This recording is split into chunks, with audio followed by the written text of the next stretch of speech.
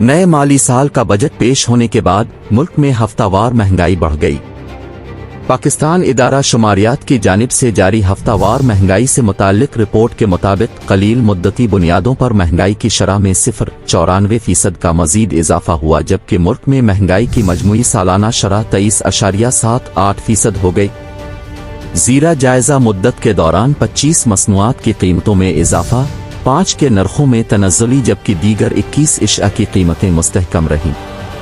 20 जून को ख़त्म होने वाले हफ्ते के दौरान हफ्तावार बुनियादों पर जिन अशिया की कीमतों में सबसे ज़्यादा इजाफा देखा गया, इनमें टमाटर 65-84%, आलू 5-61%, प्याज 3-78%, केले 3-29%, LPG 2-44%, सिगरेट 1-67%, दाल मूंग 1-53%, लहसुन 1-29%, ताज़ा मुर्ग 0-95%, अंडे 0-83% शामिल हैं।